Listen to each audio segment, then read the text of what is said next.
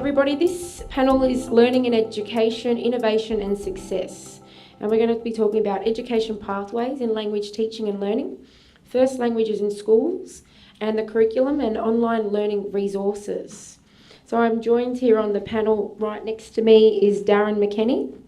In the centre is Emma Murphy, and on the far end is Jeff Anderson. So who wants to start? So you want to just introduce yourself and a little bit about I'll start the talk what you do. My story begins quite a few years ago about how I got into Aboriginal language, Wiradjuri language. Now, I won't bore you all to death, but if you want to know all about my story, go to ABC and just look up the lesson. Just Google that. But if it wasn't for a man here called Stan Grant, I wouldn't be sitting up here. I wouldn't even be here. So that's how much I owe Stan.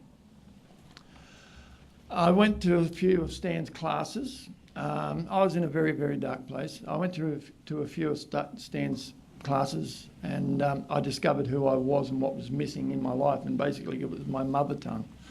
And I learnt how much it was healing me, so I then decided I wanted to help other people. So we started off in Parks East School. My late nephew Ron was the first Wiradjuri language teacher in Parks, and we basically, I'd never stood in front of a class before, and it was all a learning curve for us because we're not teachers, we haven't been trained as teachers, but now I look at us as educators. But my nephew and myself, we soon learnt what the word death by PowerPoint was. Now, where we are, we're now at Parks Public School. We have Lionel Lovett there. Middleton School, we have Mel Pritchard there. We're at Parks High School, we have Loretta Gilby there. We are at Parks Early Childhood Centre. We now have Kelly Charlton there. When I get back, I have to try and find a teacher for Parks East and Holy Family, and I'll probably end up being the teacher and doing voluntary, which doesn't worry me. The children benefit in so many ways in having language in the school.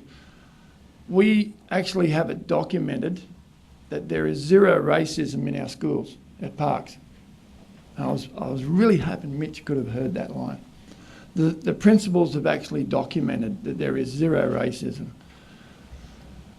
And these people, they're like the soldiers up the front, these language workers that really don't get paid properly, and they don't get the recognition that they get. They are like the soldiers up the front, and they do heaps more jobs through the school.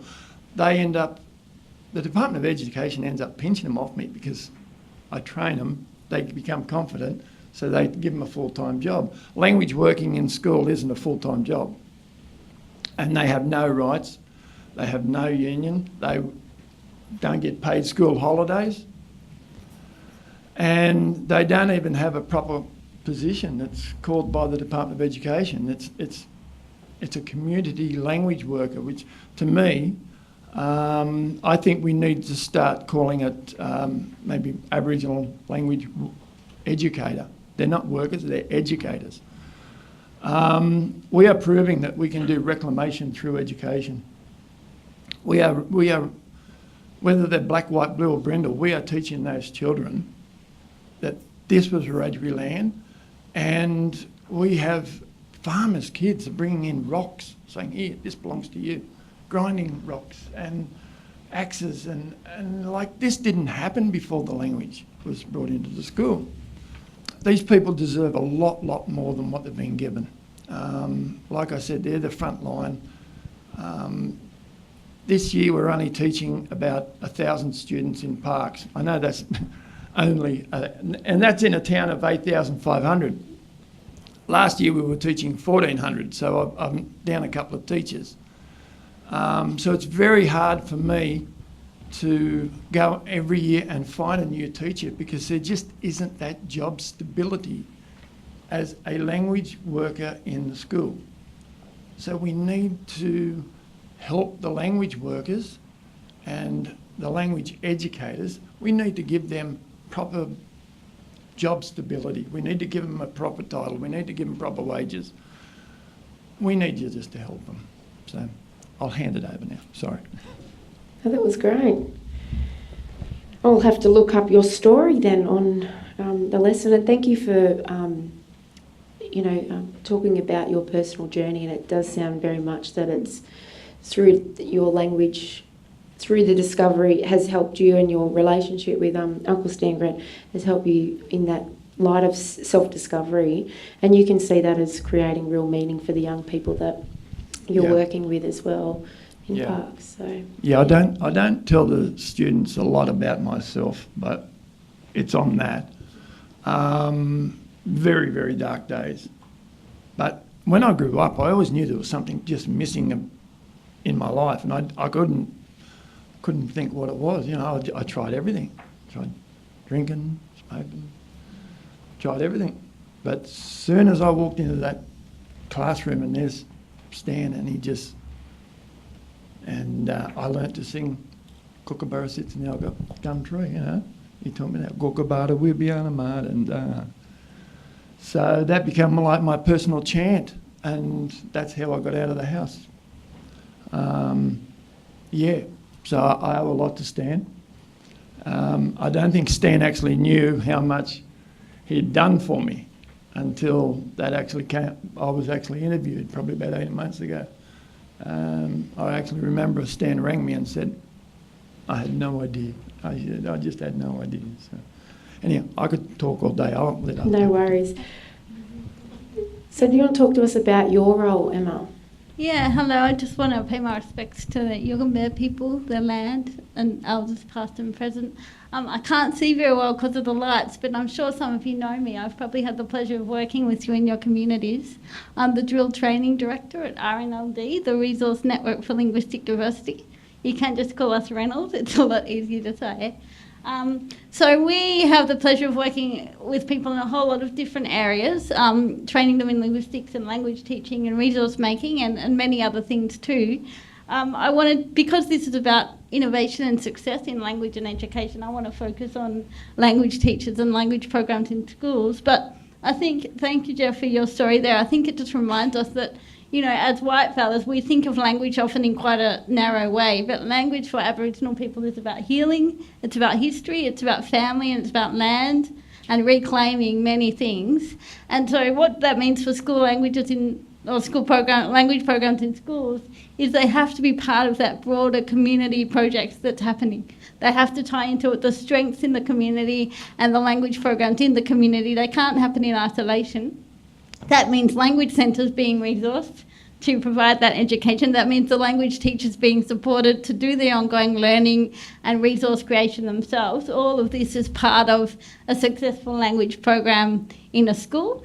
What RNLD has learnt about success is that success comes when the community is leading it, when people are really listening to the ideas and the solutions that the community has and finding innovative ways to fund it and support it. So it can be a policy challenge because one size won't fit all, but everybody in this room knows that. And if we look around the country, there are some amazing examples of successful language education. Apart from what's happening with Jeff here, there's the Yaru immersion program in Broome. I'm sorry that they're not here today to share that story, but that's an incredibly inspiring immersion program targeting adults so that there'll be more speakers to teach the children. There's the language nest that our friends in Kununurra are running, and we've had the pleasure of working with them and being inspired by their work. So we know that success is out there, and often where the success isn't as good as it could be, it's because the resources aren't there to back it up. So Aboriginal people have their own ideas about what they need, and one of the gaps that we've heard about a lot is pathways for Aboriginal people to become language teachers, qualified, recognised language teachers.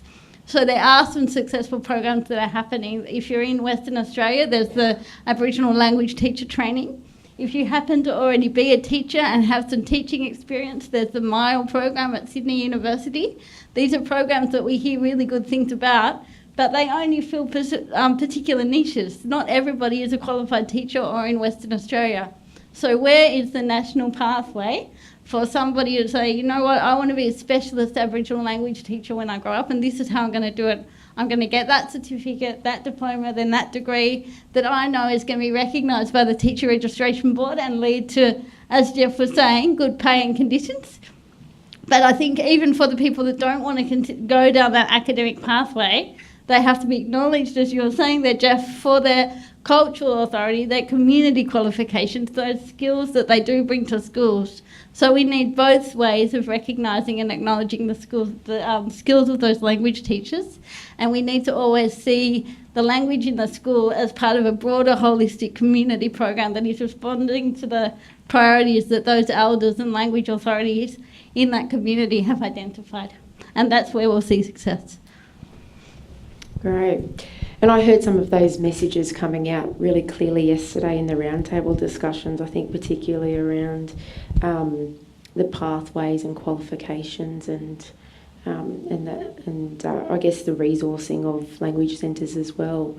So if you talked about resourcing and the ability to create resources, and so is that something that you're a specialist in? And where would, I guess, any of the people within the room, you know, what would be their starting point if they wanted to start to think about developing resources to help them in delivering language? Hopefully there's time for discussion and people can share some of their ideas. But one thing is that the contexts are very different around Australia. So up in the Northern Territory where I've just moved from, there's a really strong history of bilingual education. So there is actually an amazing body of children's literature in those Aboriginal languages. So those resources are there to be used. In places where people are reclaiming their language, often the teachers are at the front line of having to make decisions about, well, we need to make some materials, and who are the people that we get authority from to make those resources, and who owns them? You know, if I make them, does the school own them? So I think it depends where you are, but for example, training in linguistics, if all you've got is those really old resources written by linguists that aren't necessarily good for teaching in schools, Reynolds does things where we train people to access and understand those dictionaries and grammars and then use that understanding to create contemporary resources that they can use. So, you know, that's one area that we work in, but school teachers and language centres are really incredible and innovative at coming up with the resources that they need as they need them. So hopefully people will get a chance to share some of them today as well. We're going to come to you now, Darren. You're okay? Yeah, all He good. told me he didn't want to sit on the stage. He's scared to sit next to me. It's the lady in red. Kei Nyatawa, Wanakalawa, Yugame. That's hey everyone, and Wanakalawa is our word back home for which way. As I know, all Murray mob up this way, which way, and that's our word, and I'm Yugambeh country here. So thank you for being here, and of course as well. So I'm going to come at this from a different perspective. I'm coming in this discussion from the angle of being a language centre itself, looking after that and managing our activities, our outcomes, the resources which we have, which are the staff, and as a language centre to provide a service. And just happens to be, of course, education is one of those areas which is knocking on our door. And what I just want to do is I've got an example of a success, if I could say a success. I'll just get this ready and I'll pull it up. This is Wemba Wemba, WEMBA. You can Google it. It's not up there or anything like that, Jeff. It's going to be here. So here's the app, which I'm going to talk about. So Google it. You can, you'll get the link if you've got an Apple device. You can download it free on your phone, on your iPad. But more importantly, what I want you to be able to have access to just by Googling those two words is that this was done in conjunction with the community down in Swan Hill in Victoria, and also VACL, the Victorian Aboriginal Corporation for Languages there. What you'll also come across is a case study. And what that case study is going to document is the relationship of this activity where a language centre, actually two language centres, us, VACL being the body down that way, and the school came together to deliver a language outcome. And this is a result of that. Like, I don't want to go on too much about this here, because you can go and you can put this on your devices if you got Apple stuff and download that case study, okay? Because what I loved about this is the success of this app, which they launched. This was all done by them. They documented the language themselves. The kids worked with the elders, worked with the language centre, and documented the Wemba language, digitised it for the first time. The school helped build a partnership with community and with a language centre and did that. They did all the recordings.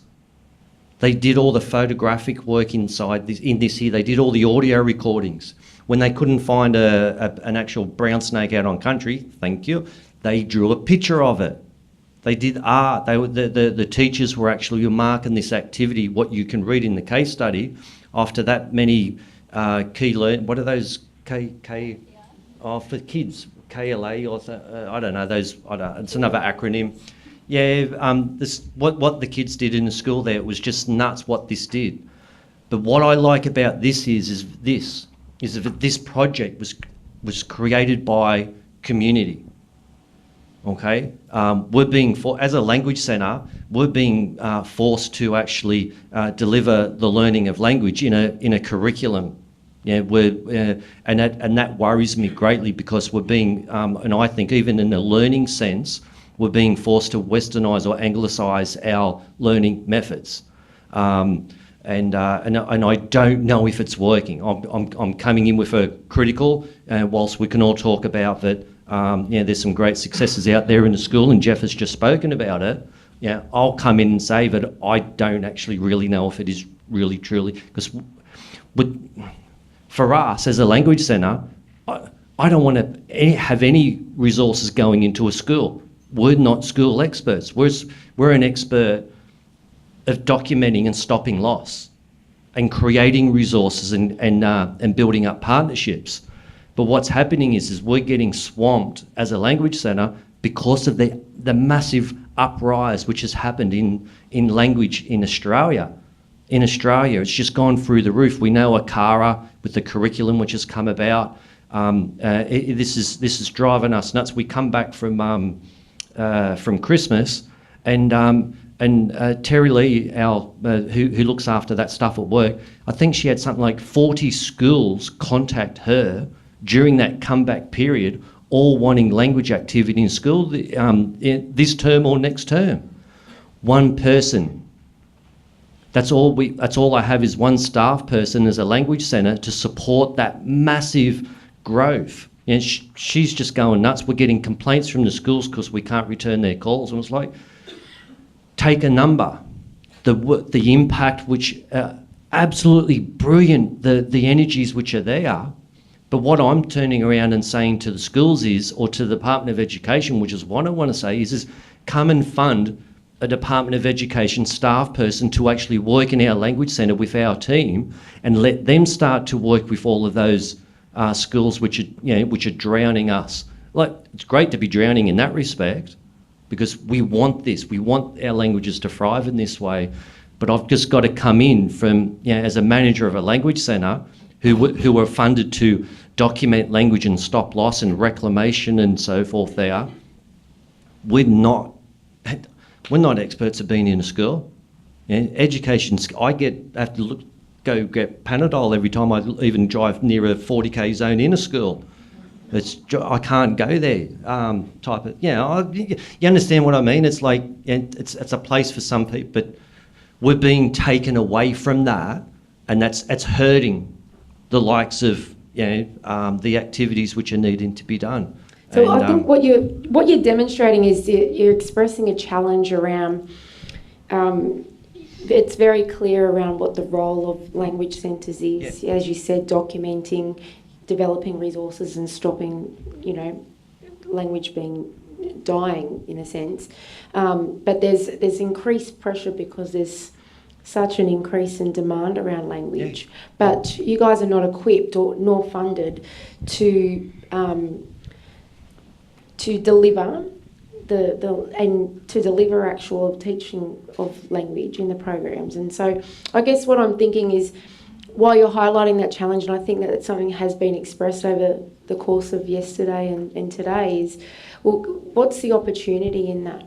Is there an opportunity to try to, I don't know, it wouldn't be just Well, your it's, language centre, it'd be others as well in the same sort of predicament. That's why I brought up this for you to look at first off, because this, to me, I think is the area where language centres are great, is that we have the knowledge, we have the ability to create resources, and we also, I think, have the ability to help facilitate the partnerships out there between school and other people within community and so forth there. And the success and what we've seen delivered and the results of all of that's where us as a language centre, we are great at doing.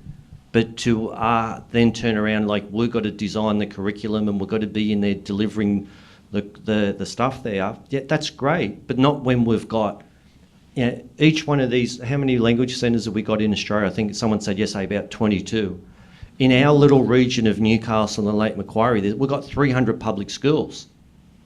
That's great, but we've got 300. So what we're trying to do is trying to change, maybe for us, how education has a relationship with us. And they've got to start to chip in and support us in doing this, so great things like this can still happen.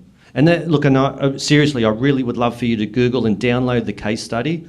VACL have got it up on their website, and I think it's another great example of how we can, I think, and look, and it's also digital. You know, that buzzword we've got here at the moment, it's also digital as well there. So it's, yeah. Okay, does anyone in the audience have questions? Yeah? I just wanted a question for Darren, and I mean it's good that you've been overwhelmed by the development in the Victorian Education Department in respect to curriculums. But if you download the WA Education Department, you scroll down there, and it's interesting. Emma is talking about WA teacher thing, but there are major systematic issues. I don't want to get into it here, but there are major systematic issues about that training. It's not as accessible as people like to think. But if you download the Education Department's curriculum and in languages, you'll find that in WA, anyways, that languages curriculum is on a number of other. There's 7 languages mentioned there: Korean, modern Greek, Spanish, Indonesian, Arabic, Hindu. But when it comes to Aboriginal languages, they say there's a study of Aboriginal. So you could study Aboriginal languages, but there is no curriculum and there's no standards and there's no resources. But we know they exist out there in the community. And so we have the opposite. You know, you've got a curriculum on your language in the Education Department, but we haven't. So, and like in the Pilbara, in South Headland, we've got a language centre, and we only have 3 schools, and none of them schools are teaching Aboriginal languages. Well, so I'm not quite sure if there's a question there. Well, the question is about, there is no national standard about teaching That's right. Aboriginal languages. Correct. It's all, different from one state to another. Yeah. Well, and there are different impediments, like there are different issues or challenges for you. But for WA, we still have to get the curriculum. Yeah. All of our activity is actually not in curriculum. All these phone calls and everything, it's all these teachers who are coming to us to deliver language in Hissi. That's where it's all coming to. They don't even want to go. I don't know if any of them want to go on and actually do the curriculum at all, even though it's there. It's just this Hissi activity there. Go. I was just going to say, for 1 year, we were actually recognised by the Department of Education as an Aboriginal language worker, and we had our own position. And the school could actually log on and go, there's the rate pay. That's their position. this is what they do. That was for 1 year. And then the state government goes and put us in amongst everything else, which is called RAM funding, which is resource allocated money. Well, we lost all right. We've just become like a glorified scripture teacher. That's exactly what we're like. We're like a paid scripture teacher. So if you have a small country school of, say, 75 students, 50 students, they're given, say, X amount of dollars, and they need 3 teachers' aides, who's going to come first? The Aboriginal language or the teachers' aides?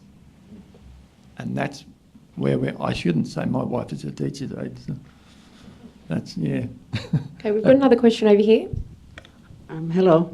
I'm from the KLRC in Halls Creek for the Kimberley.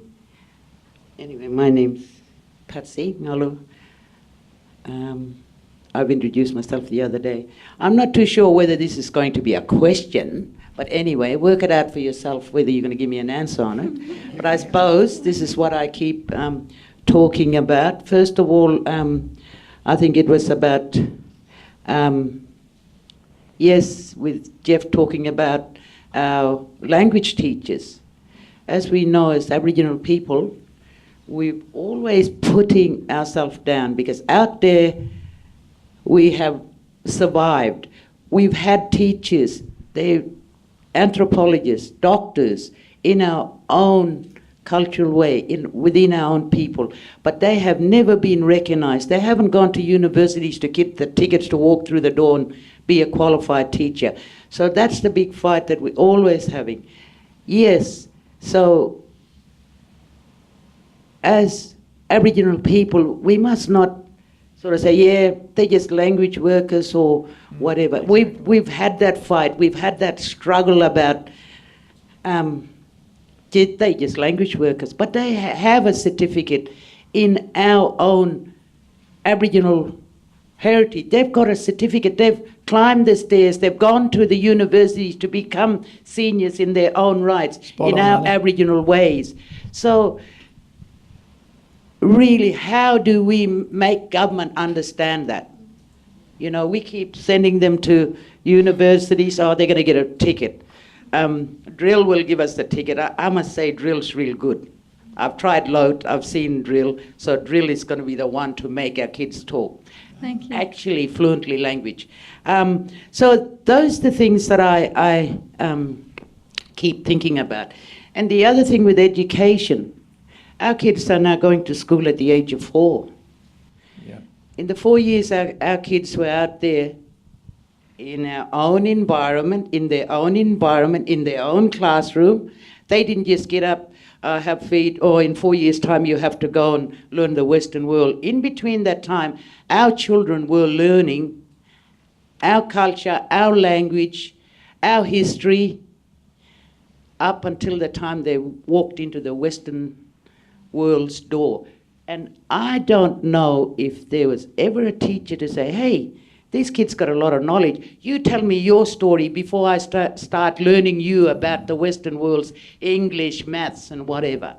So our kids get bombarded, because I know my granddaughter, she first went to kindy, and she came home and she said, Hoyi, I don't know what the teacher even said, that's not a balngona. And I said, you know, this is a frog. And I kept telling her, that's balngona, and she said, nah, that's a green frog. So that really pulled me down, and I said, hang on. So I went and had a chat to them, because my grandchildren were taught in language about the animals, what their names were, yet they walked into the Western world's education, and they were told, you have to say green frog, not balngona, which is the name given for a Bunuba word. So it's a struggle. And we keep fighting and arguing about all these things. And the other thing that I think we have to stand up and just say, yeah, we do have a curriculum in Aboriginal ways, so don't ever say we don't, because in each and every Western world curriculum, our Aboriginal can match. Our language, our curriculum also matches there. If only someone would take the time, because we have been presenting from the KLRC about our presentation on that, which is very clear. In the Aboriginal world, we have history, we have maths, we have environment, science, language, so no one can question us that we do not have a curriculum in the Aboriginal world, because we do.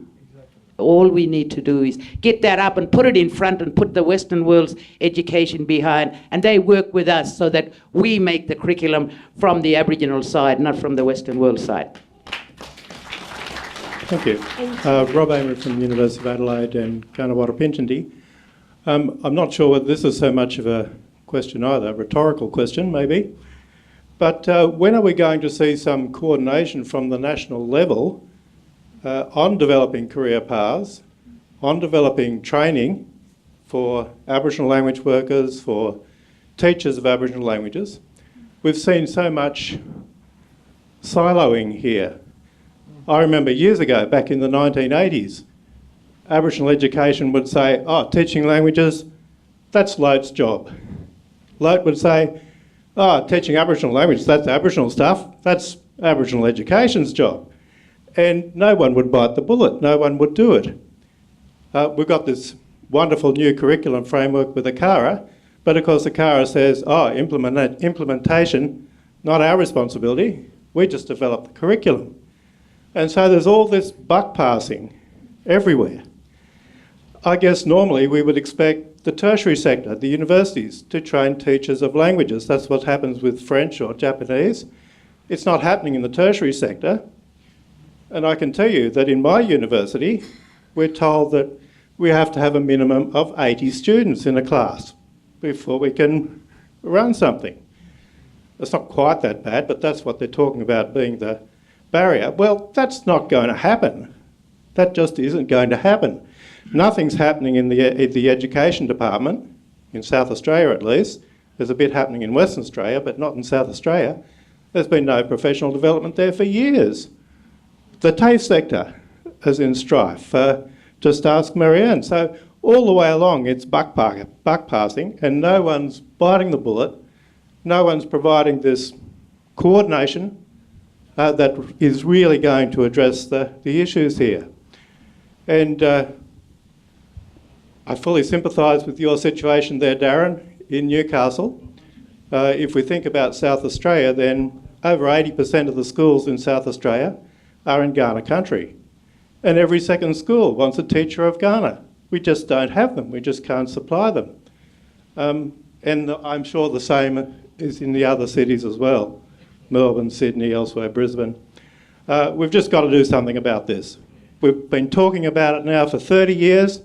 I've been in this space talking about it for 30 years, and really nothing much has happened. Thanks, Rob. First Languages Australia has just completed the final draft of the National Indigenous Languages Teaching and Employment Strategy.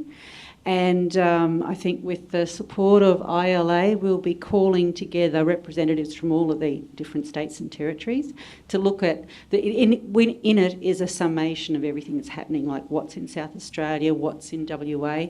Obviously no state has the right answer, but we're hoping if everyone does come to the table, it'll be a bit like when we did the collection strategy. If you get everyone in the room and they can say, yes, that's something I can do, we can take that part. But, you know, if we emphasise to everyone just how critical it is, and someone has to start taking a national approach.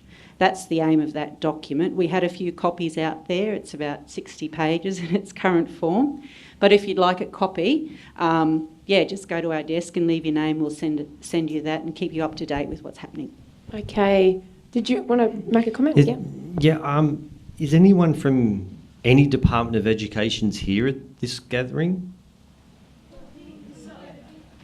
And I'm from Tasmania. Oh, yeah. So like, you know, I don't know. Did you want to say? I do have a question. One of the big problems we've got down in Tassie is obviously our history, but for a Palawa man working in education and trying to develop resources and work with community, we're still hitting the barriers with working around language and with copyright and with ownership, because it is I suppose it's a revived language. And community as a whole in Tasmania is not in agreement about that. So I suppose my question would be, from a language centre perspective, how do we, or in general, move forward to that, to meet those, I suppose, same principles that we want our children learning? I don't know if this is how how we do it at Parks is we have a folder of our work and Stan's work, and it's on the server in the school, but when anyone in the school uses it, it's there for me, but anyone in the school uses it, they have to say, oh Jeff, I used that the other day. Like it might have been just, we used a black and white and we coloured in some rollers and we talked about rollers in the area, and no problem. So they're letting me know that they're using it. It's there for their use. It's there in the classroom, and it's also when I go there, well, a lot of the time the kids said, oh, we'd done that last week, Mr. Anderson. I go, oh, good. Now I'm down a lesson plan. So, yeah. But that's one way we can do it, is that the teachers actually have to sort of report back to the person who put that on that folder on their server. And, yeah, I don't know, does that sound like a good idea? Because it's working at home. So, yeah. Thank you. I've just, we're going to have to start to wrap up, but I know that we've got some people from Aboriginal Affairs in New South Wales here, and I'm wondering if I can put them on the spot, because obviously New South Wales has led the way in relation to legislation around Aboriginal languages. Sorry. And I guess my question is around, obviously, so legislation's coming into play. What's the government doing as well around? We're hearing about resources, curriculum, teachers. So how is the New South Wales government going to ensure that all of those things are not going to present as challenges with the introduction of this legislation? And what can the other states learn? I'll go back to the purpose of the Aboriginal Languages Act is to acknowledge Aboriginal languages and to acknowledge Aboriginal people as the owners of their language. It creates a statutory trust who is governed by an all-Aboriginal board, and they set the direction for Aboriginal languages policy, make decisions around funding and things like that. There's also a 5-year strategic plan as well, which identifies things like the number of language centres that would be resourced and things like that. But the Education Department is still separate to the Aboriginal Languages Act, because Aboriginal languages aren't just about what's happening in schools. It's much bigger than that. There's a whole lot of other areas that are affected by Aboriginal languages. So the Act itself looks more broadly across government, but there's a whole lot of other things that are happening within New South Wales government. We've got we've got a K-10 curriculum that we've had since 2003. Last year, we had the first cohort of students go through the HSC Aboriginal Languages course. So we had 3 students complete their HSC, including studies in Aboriginal languages. So we had a Gumbaynggirr student go through, and 2 Barkindji out in far western New South Wales. So there's things happening. There's also the 5 Aboriginal language and culture nests, which are driving a lot of the language work and a lot of the interest in languages across New South Wales. There's about 6,000 students studying Aboriginal languages through the nest, and that's in addition to the 1,000 students that are studying in Parks. We're not in the nest. Parks is not in the nest, but just to the north in Dubbo and Gilgandra and surrounding areas, they're part of the Wiradjuri nest, or Northwest Wiradjuri language and culture nest. So there's the 5 nests as well. So each nest has a language teacher that works with the other teachers around teaching language. Each nest also has a keeping place as a repository of language materials, and also the delivery of NES is a partnership between the Education Department and the New South Wales AECG, and the AECG manages the community engagement and the involvement of community and making sure that there's community control of the delivery of the NES. It's pretty quiet space in New South Wales. Yeah, I hammered you yesterday pretty good, so yeah. That's great to hear about that.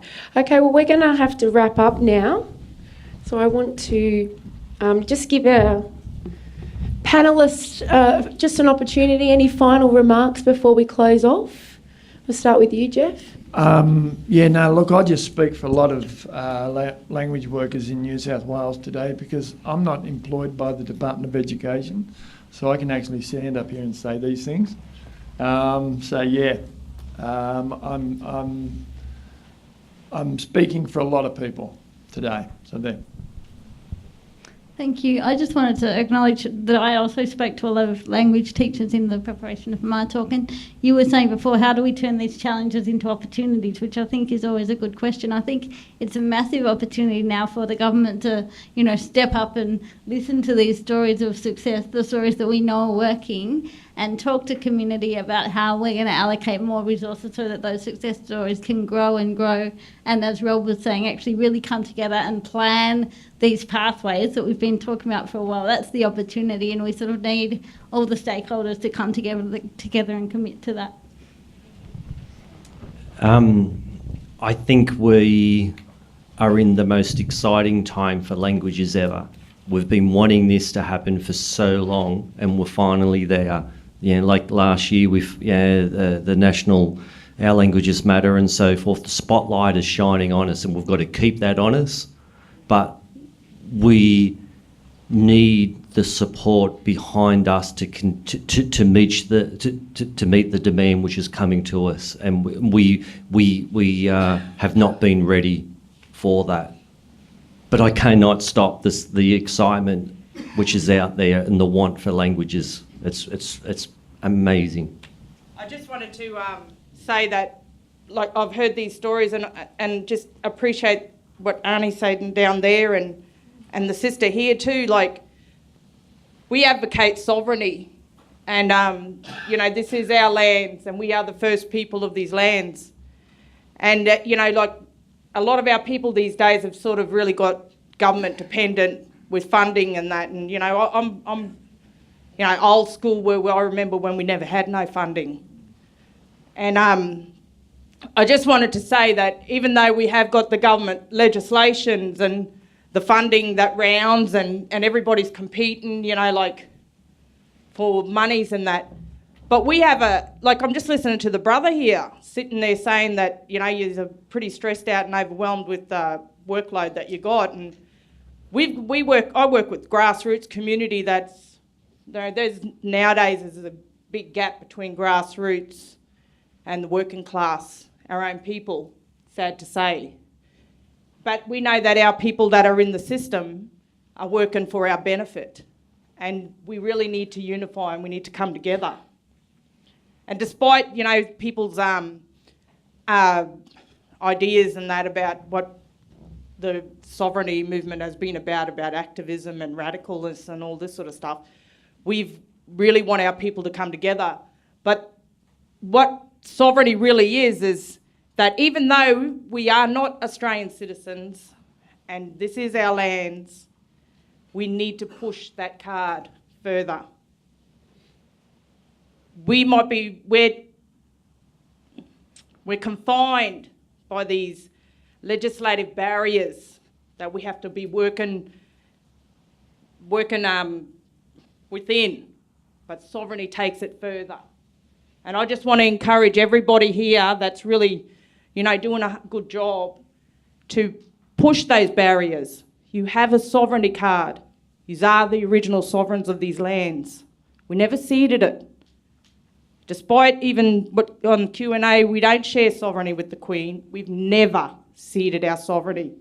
There is no bill of sale, no giving away our lands, no rental agreements, nothing. So I just want to encourage all our peoples there, don't think that Australian government legislation is the be-all and end-all. We are the original sovereigns of this land. Language is a major part of our culture, our heritage, and our future. And what we grew up with, we don't want our next generation to have to suffer this again. And like I've heard another brother over there saying about 20 years ago and all of that, and this is the same cry from a lot of our people everywhere, in whatever department. But languages is very, very important.